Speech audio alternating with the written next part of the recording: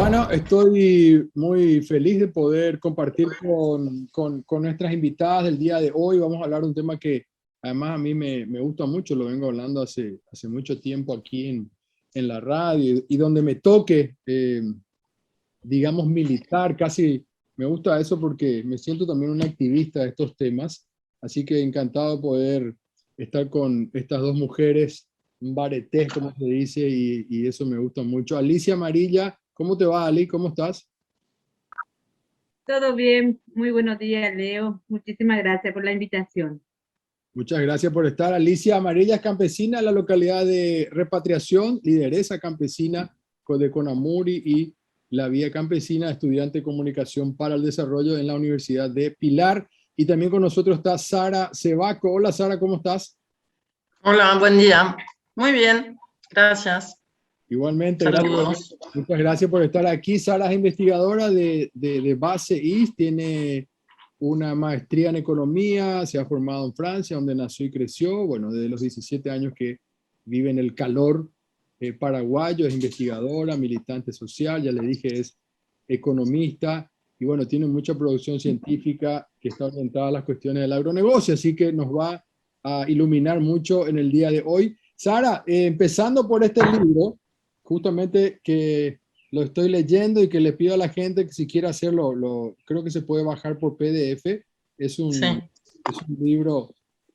A mis nenas más chiquitas le llamó la atención a los chanchitos y me dijo que quería dibujar. Papá, préstame para dibujarle. Bueno, vamos a empezar por la tapa y después con el contenido. ¿De dónde viene Sí. lo que comemos, agroindustria o agricultura campesina? Temazo. Bueno, contame primero el libro, Sara, por favor.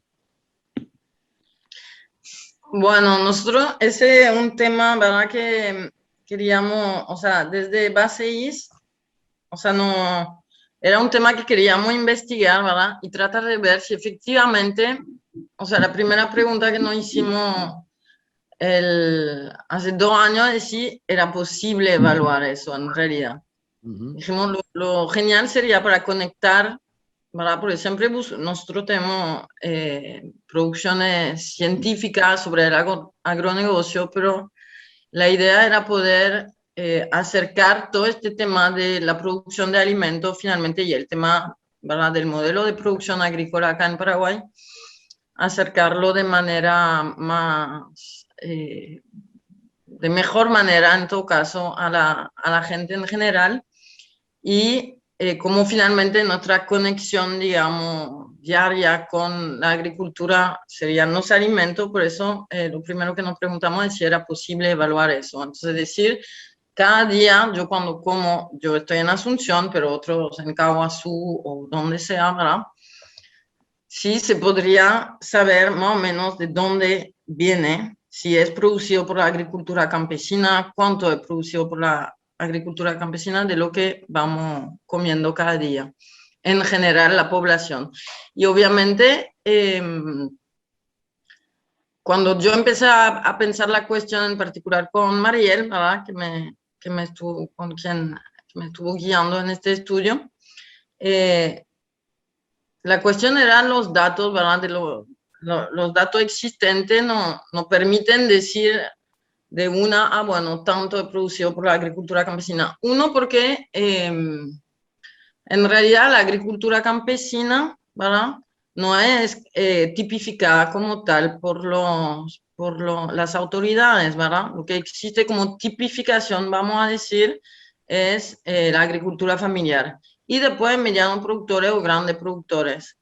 Entonces, pero la agricultura campesina, que es una cuestión no solamente de clase, pero también cultural, eh, nos tocó a nosotros tomar palabra, hizo mucha investigación y de hecho nos ayudó mucho como él tipificaba eso, pero a partir de qué momento en que decís, no, vos ya no sos más campesino, vos ya sos agricultor más empresarial, si bien estás en tu finca familiar, ¿verdad? Entonces eso es una valoración, bueno, que hicimos a partir de varios criterios, tratando de acercarnos, ¿verdad? A lo que los propios campesinos dicen, che campesino, ¿por qué tal cosa? Porque en realidad se sienten también pertenecer a la clase campesina, ¿verdad? Entonces, eso por una primera cuestión, ¿verdad? Y segundo era ver en realidad qué es lo que consumimos. O sea, la primera pregunta fue eso, en realidad, ¿qué es lo que se come en Paraguay? Y obviamente no todo el mundo come la misma cosa. Obviamente hay una diferenciación entre pobres y ricos, para decirlo así de manera muy, muy esquemática. Y también hay una diferencia grande entre la gente que vive en áreas rurales y la gente que vive en la ciudad. Entonces, esas fueron las grandes distinciones que hicimos, que de hecho están hechas básicamente por la Dirección General de Estadística y Censo, que ahora se llama INE, por cierto.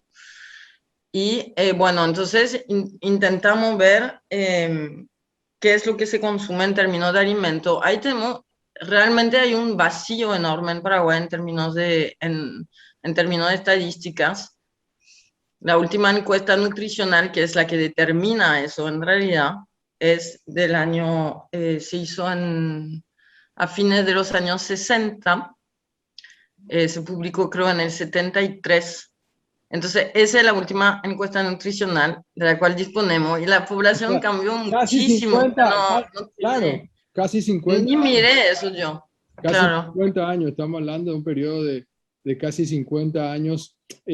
Alicia, cuando nos comenta esto de dónde vienen los alimentos, hay que también decirle a la gente que en el mundo prácticamente en un 70% lo que uno consume viene de una alimentación de las comunidades campesinas, digamos.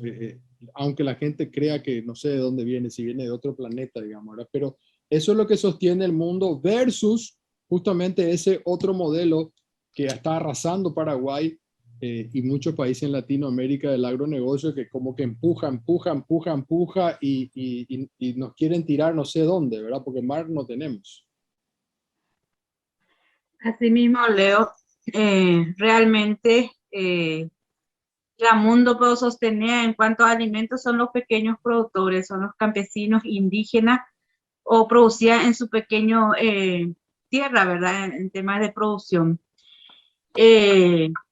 Y por ahí entender que hay varios sistemas de alimentación, sistemas alimentarios campesinos, indígenas, desde el sector, desde la vía campesina, obrero, para sistemas alimentarios ecológico, orgánico o agroecológico, ¿verdad?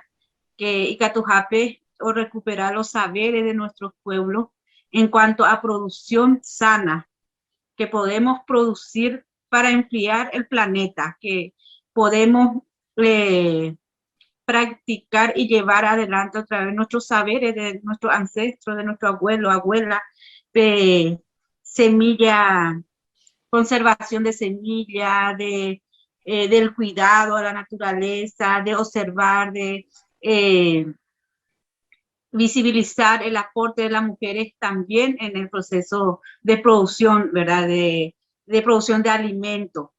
Entonces, van a ver que es demasiado difícil un atentado contra el pueblo campesinados, indígenas, sectores populares, oñe armaba yepa ecosistema agroalimentario, agroindustrial, que cada día más o vendeñan debe en su cadena de supermercados, no hay seguridad alimentaria. Y nosotros desde la Globia Campesina, que somos parte, decimos soberanía alimentaria, que son diferentes, porque hablamos de pueblo soberano, de pueblos que produce alimento y que decide qué comer, cómo comer de acuerdo a la cultura. Ajá, y que actúa hoy varios involucrados en el proceso de producción, de venta, de mercado, en las redes, a nivel territorial. Es un movimiento social permanente. ¿Cuál es la diferencia, Alicia, entre soberanía alimentaria y seguridad alimentaria? Porque es un concepto incluso político, te diría, ¿verdad? ¿Cuál sería la diferencia?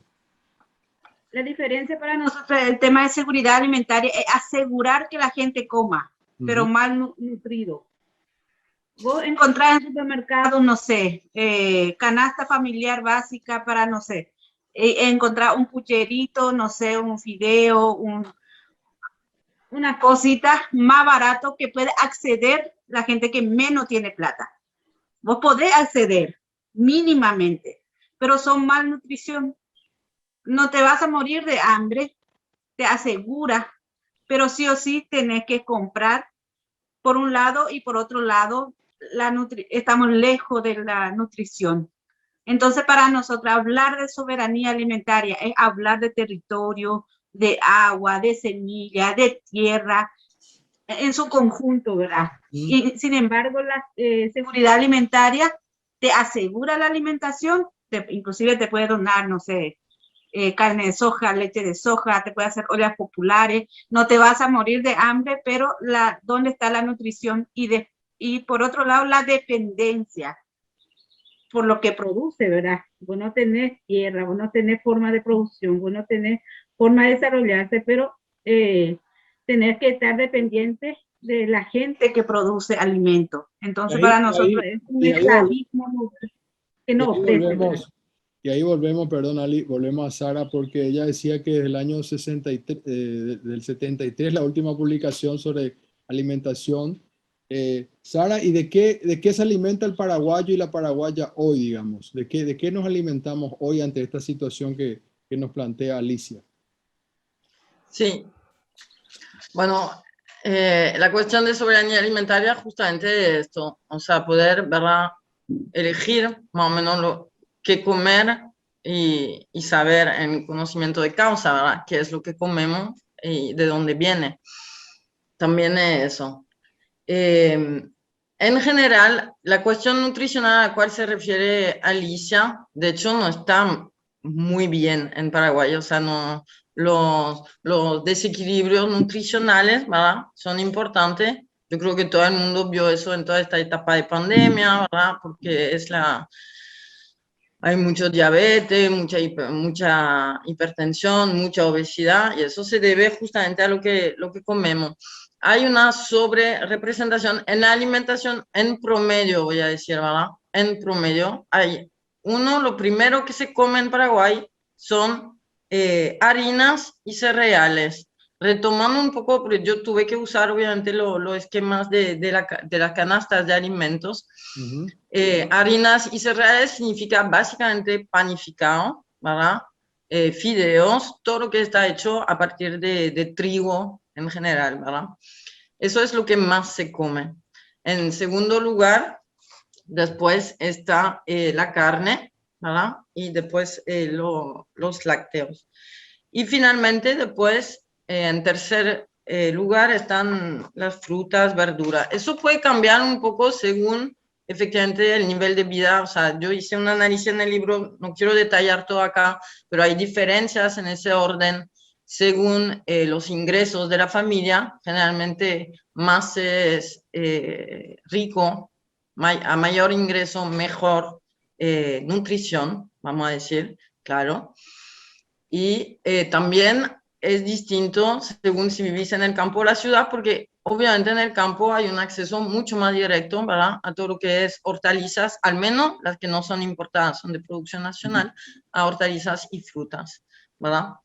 Eso pero me hace pensar, Sara, discúlpame, eso me hace pensar un poco lo que estabas diciendo de la harina. Lógico, un poco con esta cuestión de sentir la panza llena, ¿no? O sea, de una cuestión de como que uno se siente, creo que eso también hablas en el libro, vos, de esa angustia que siente la madre, ¿no? La madre, normalmente hablo de la madre, ¿no? También el padre, pero como que está al cuidado de los hijos y dice, bueno, ¿qué voy a comer? ¿Qué voy a comer más tarde? ¿Qué voy a comer hoy? ¿Voy a tener para comer? Esa ansiedad de no tener que comer, creo que se mencionaba que como el 50% no, en algún momento sufrió esto, ¿no? Un problema de alimentación, de no tener que comer, me refiero, ¿no? Creo que también eso lo mencionas en el libro y entonces te quiero preguntar sobre esa ansiedad que genera y por un lado también esto de, ¿no?, de la harina, lógico, una galleta cuartel así de grande que no tiene nada de alimentación, que está lleno de, no sé, de aire, no sé. Entonces, bueno, te puede llenar con un cocidito, uno dice, ya estoy. Pero desde el punto de vista alimentario no estoy, digamos, ¿verdad? O sea, realmente eso no es un alimento, es solamente llenar una bolsa que es el estómago, por decirlo de alguna manera. Claro, el tema es que, bueno, según lo que nos dicen los nutricionistas, ¿verdad? En realidad es caloría eso. Efectivamente, lo que más comieron, yo justamente en la introducción hago esta llamada a lo cultural, efectivamente, porque estamos en un país pobre, tampoco podemos decir, ah, mira, yo, o sea, estamos en el país donde estamos y tenemos que ubicarnos también en esta cultura de efectivamente que comer mucho, ¿verdad? Y comer cosas ricas, que muchas veces significa con bastante grasa o con bastante azúcar, que puede venir de hecho de las harinas, ¿verdad? Del gluten. En realidad eso significa estar bien, ¿verdad? Tener la panza llena, ser capaz de dar mucha comida y de satisfacer, digamos, este hambre perpetuo que tenemos como país, ¿verdad? Eso significa un estatus social. Yo parto de mi experiencia, ¿verdad? Porque yo crecí en Francia, ¿verdad? Justo cuando yo salí, ¿verdad? Empezaba una especie de transición hacia la alimentación orgánica, etcétera, allá que ahora es así un mercado enorme, el mercado de lo orgánico, ¿verdad? En Europa. Pero en realidad ubicándonos justamente porque después podemos criticar y decir, mira, estos pobres, ¿por qué lo que toman Coca-Cola? Si eso es caro. Bueno, pero eso significa estatus social. Entonces, también tenemos que comprender la motivación y justamente para no caer en finalmente decir, mira, porque muchas veces decimos, mira, que no entienden, que por idiota comen mal. No, no es así. Uno es lo que está disponible, ¿verdad?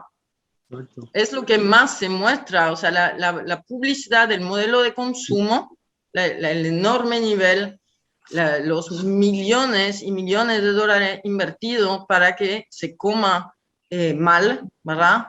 Impacta, funciona. Estamos en un sistema capitalista donde funciona plebiscitar Burger King, Coca-Cola, etcétera. Funciona, significa que estamos bien socialmente y nos sentimos exitosos, ¿verdad? Yo Cosa que es grave una vez realmente, pero te hago entonces... te hago un comentario nomás. Una vez me quedé súper asustado cuando vi frente a un sanatorio público, un hospital, un papá que tenía una niña o un niño en brazos de 1 año máximo y le estaba dando justamente una gaseosa con pajita, ¿verdad? Y yo dije, wow, o sea, imagínate, 1 año y la cantidad de azúcar que le está metiendo a la criatura, ¿verdad?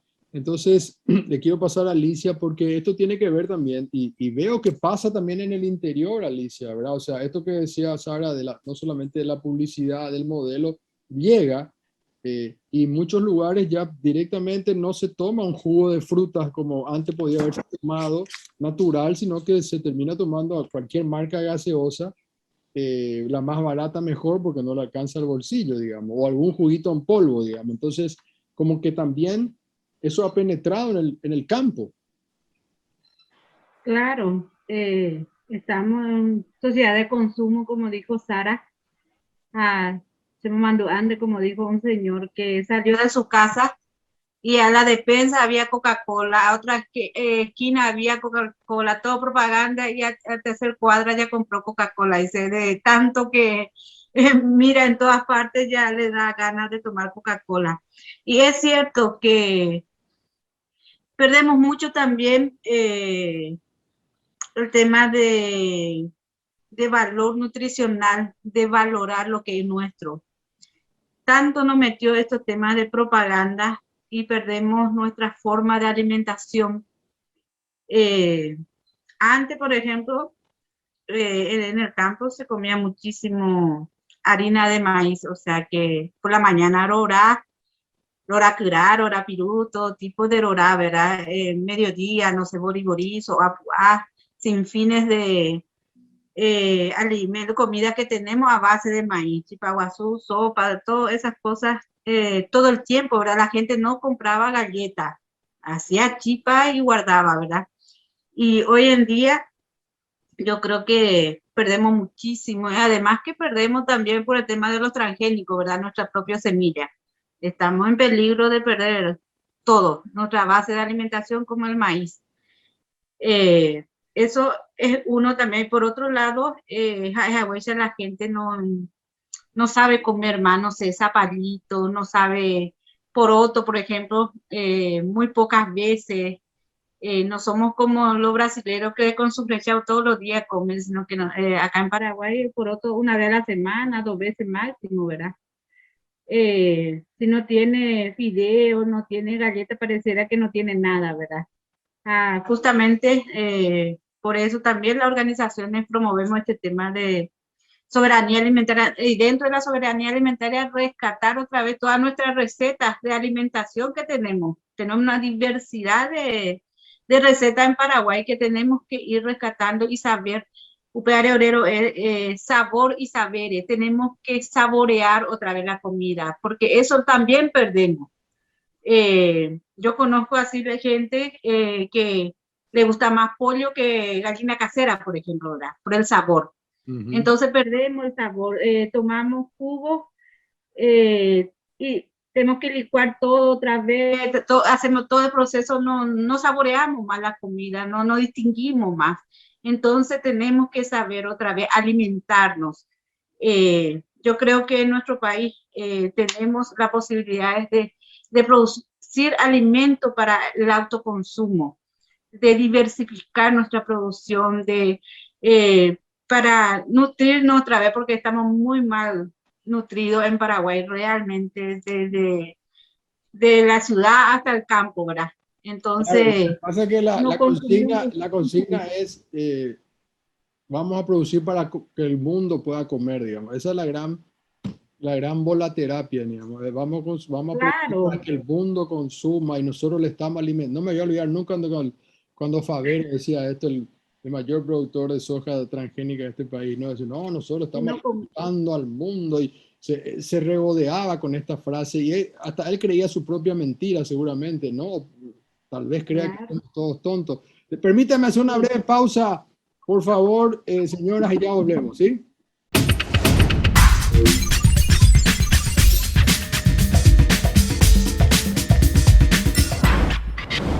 Bueno, seguimos aquí hablando bueno, quiero hablar un poco también, Alicia, porque hoy le pusimos de nombre a este programa también el Caraí Octubre, ¿no? Porque estamos arrancando este mes, que es un mes difícil, ¿no? Porque finalmente esto es como llega el momento más complicado, se acabaron los, los alimentos que uno por ahí en el invierno, ¿no? Hay muchas hojas verdes. Yo tengo una huerta en mi casa orgánica, entonces soy feliz en el invierno, ¿verdad? O sea, comiendo todo tipo de hojas y cuando empieza el octubre es más sol, es más difícil y tiene que ver un poco con esto del Caraí Octubre y del Yopará, Ali, ¿no es cierto? Que es como casi como un ritual, hacer un rico Yopará para encarar lo que queda después hasta el año que viene casi.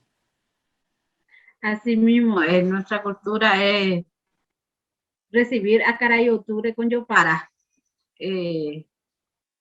Seguramente la gente está preparando en el campo con para cumandaja, locro, huilañe cocina, es riquísimo. No sé si ha probado, Leo. Sí, acá en casa siempre. Aparte que me encanta porque es un plato vegetariano 100%. O sea, excepto Con mucho incluso verdeo. con mucho verde. A ver, contame tu receta, Ali, contame tu receta y de dónde viene el yopará, digamos, para que la gente que no sabe. Bueno, mi abuela me decía que a Caray Octubre se le tiene que recibir con Yopara. Entonces, como es mes de escasez de alimentos, entonces la que más la gente tiene es poroto y locro, ¿verdad?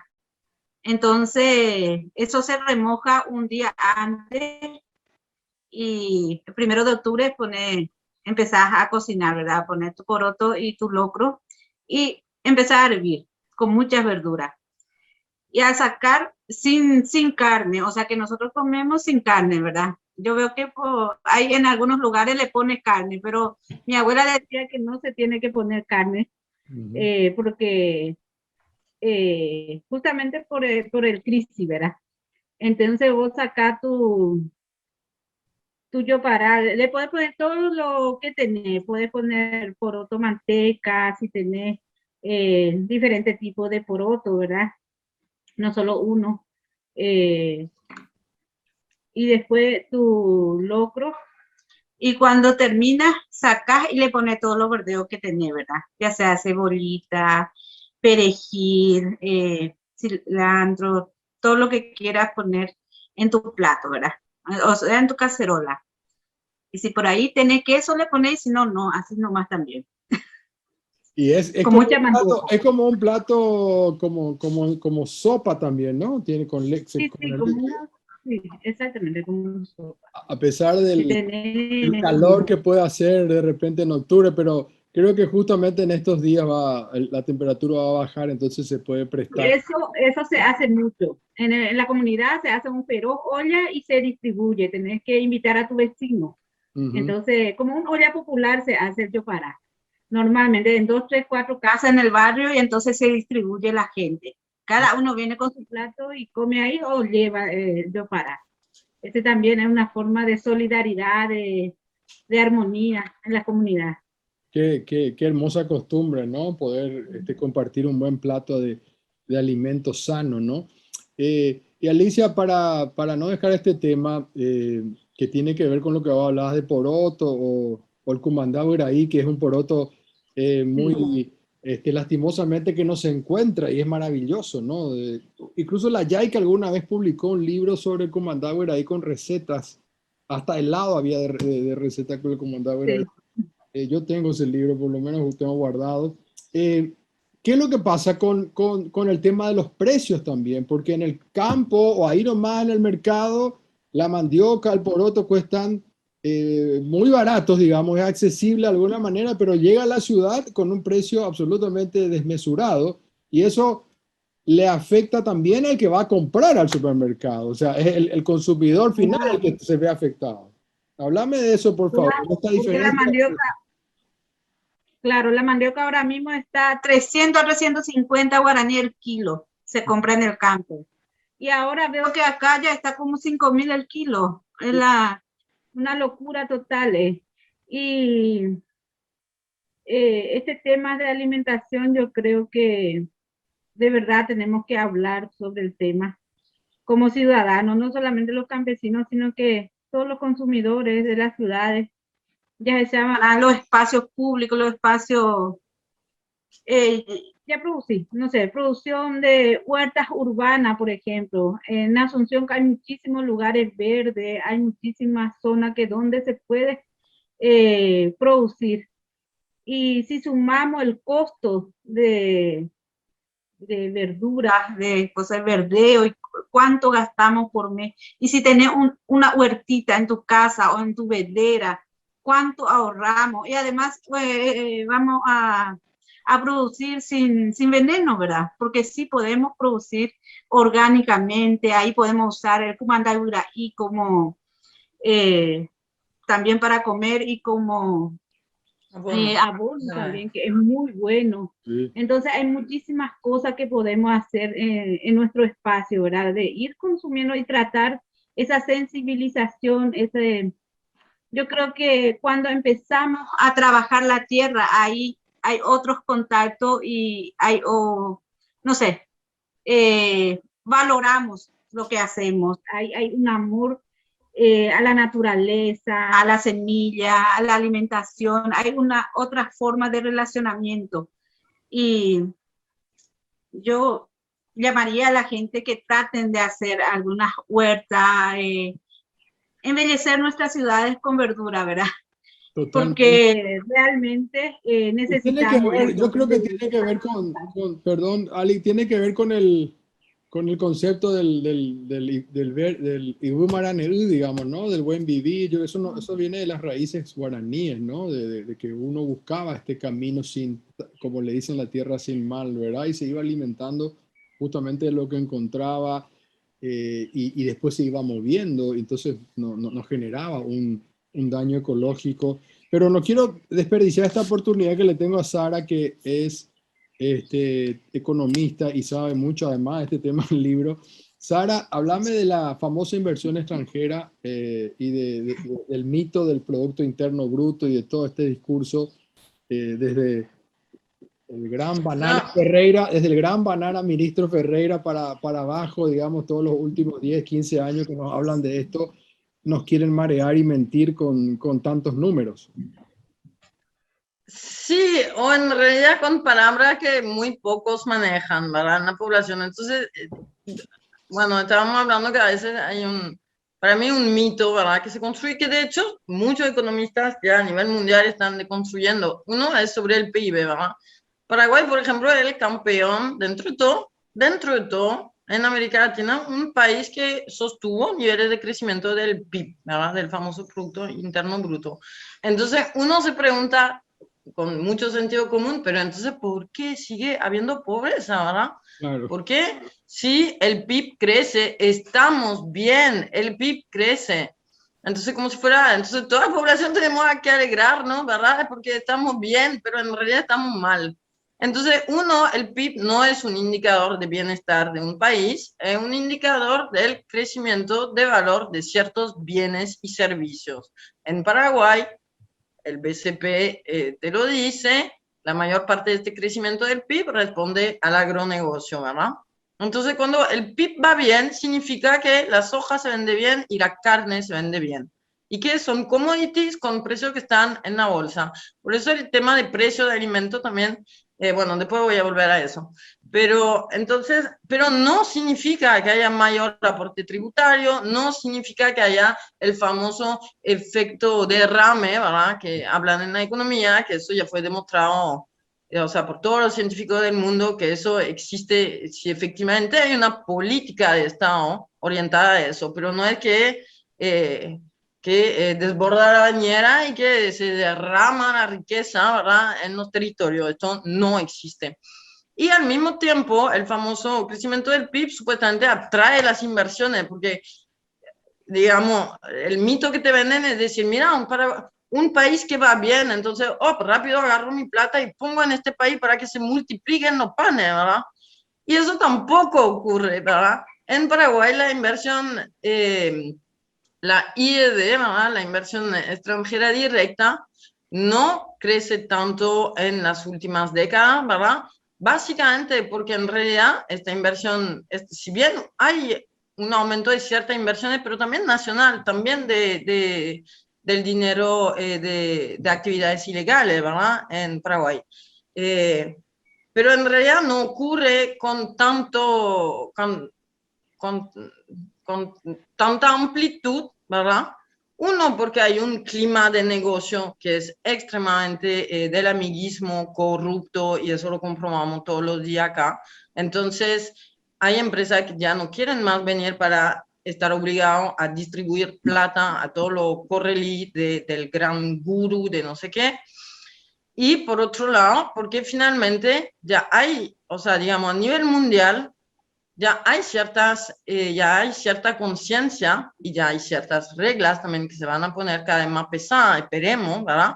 Sobre qué tipo de actividades se tienen que desarrollar. Entonces, sobre actividades que dañan extremadamente al planeta, ya es mucho más caro invertir, ¿verdad? Y ya mucha gente ya no se anima a hacer eso.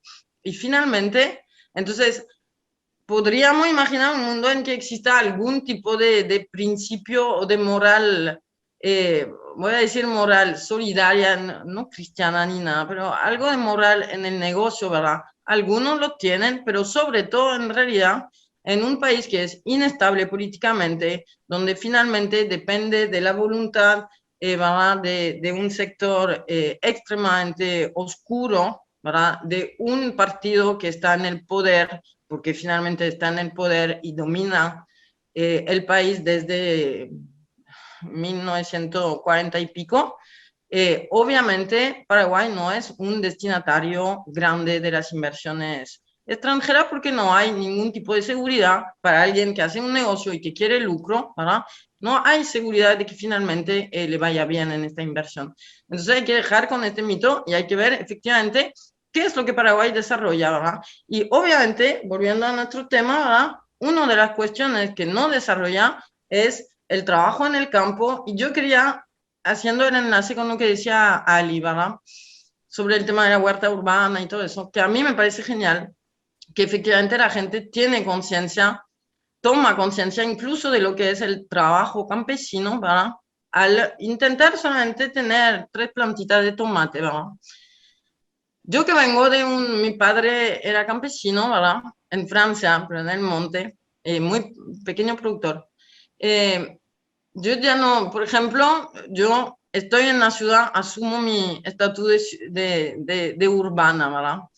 Yo creo que, y yo cuando hice este estudio, a mí me pareció muy importante decir, bueno, ¿qué consumimos y de dónde viene y de qué tipo de trabajo viene? Porque hay una cuestión que ya no se reconoce en Paraguay, es que cuando hablamos de agricultura campesina, yo decía al inicio, es una clase social, cultural, pero también es un trabajo. Los campesinos trabajan en el campo, trabajan en la chacra. Cuando no tienen condiciones de trabajo, no pueden producir en suficiente cantidad, ¿verdad? No pueden producir con suficiente calidad. A veces también hay problemas de calidad, ¿verdad? De los productos. Y no Cuando pueden no comer. tienen tierra, no pueden producir lo suficiente, ¿verdad? Eso es clarísimo. Entonces, nosotros, El tema de la perdón, tierra, perdón, Sara, el tema de la tierra, porque estábamos terminando el programa, tiene que ver con lo que está pasando esta semana, ¿no? O sea, una ley que pasa por el Senado, en diputados, que ya se sabía más o menos el resultado, y por supuesto, Alicia, Abdo Benítez no podía ser de menos, ¿no? ¿Quién se iba a imaginar que a un Abdo Benítez pura cepa astronista con ese pensamiento, que iba a hacer algo diferente? Digamos, termina, dice rápidamente vamos a promulgar la ley, creyendo que esto va a solucionar un problema que es mucho más grave de lo que ellos quieren plantear como si fuera solamente un tema de ocupaciones o de invasiones, como le dicen ellos, digamos. Que quería ir cerrando esto con esto, ¿no? Todo está unido, lo que estamos hablando, desde lo que comemos, la tierra y finalmente esto de querer criminalizar. Incluso podemos hablar de que estamos criminalizando esta producción campesina. Así mismo, el sistema agroalimentario, agroindustrial, cada día más, como tú sabes, la desigualdad, que cada día más hay más pobres que no tienen acceso a alimentos y por otro lado, mucho más acumulaciones. Y con este tema de mayor acaparamiento de tierra, de hecho que en nuestro país ya desde hace mucho tiempo se viene acaparando, ¿verdad? Y ahora con pueblos indígenas. Nosotros siempre decimos a las organizaciones, cuando termine la tierra campesina, van a empezar con la territorio indígena porque son la última reserva que tenemos realmente. Y ahora, lastimosamente, ya le tocan a los compañeros indígenas luchar por su territorio, ¿verdad? Y estamos en una situación muy perversa en nuestro país, donde no tenemos voz ni nada, o sea que nos sentimos extranjeros en nuestro propio país. Y los invasores son ellos que invaden territorios indígenas, territorios campesinos y que de a poco nos están desalojando y nos están desalojando en la periferia de las ciudades, en mayor pobreza. Y vamos a seguir luchando. Yo creo que tenemos mucho todavía mientras que sigamos en pie de lucha, donde tenemos nuestro conocimiento, nuestros saberes, nuestra semilla, que también está en peligro, ¿verdad? Porque se está patentando nuestra semilla nativa y criolla en manos de grandes empresas multinacionales. Pero mientras tenemos nuestro pedacito de tierra, como se dice, ¿verdad? Que no merecemos un pedacito de tierra, sino que un territorio completo, ¿verdad? Seguir produciendo. Yo creo que tenemos que producir el autoconsumo, no ir más al supermercado. Por favor, produzcamos nuestro alimento, cambiemos nuestra forma de pensar para la alimentación. Tenemos que alimentarnos sanamente en Paraguay. Tenemos esas posibilidades de cambiar nuestra forma de alimentación, no comer más carne, porque realmente carísimo, por un lado, súper caro, ¿verdad? Y teniendo tantas otras cosas que consumir, yo creo que tenemos que dejar muchas cosas de consumir, porque si nosotros tampoco ellos pueden enriquecerse, ¿verdad? También depende de los consumidores, de los campesinos, campesinas, todos estamos involucrados dentro de su proyecto. Y yo creo que como organizaciones campesinas, indígenas, estamos proponiendo, como sociedad civil, luchando en todos los espacios, en la ONU, en todos los espacios, llevando nuestra voz también, y no nos vamos a callar, y yo creo que la lucha va a seguir con más fuerza. Muchas gracias, Alicia. Se me fue el tiempo, realmente nos pasamos ya algunos minutos. Le agradezco a Sara. Ojalá que se pueda plantar, como dice Sara, aunque sea 2 tomatitos. Yo antes de ayer estaba mirando cuando crecen la mandioca en mi casa, que está así chiquitito todavía, tiene 10 centímetros, pero ya estoy pensando dentro de 8 meses cuando esté grande y pueda consumir. Un abrazo, Alicia. Gracias, Sara, por tu tiempo. Muy amable. Gracias. Gracias, gracias.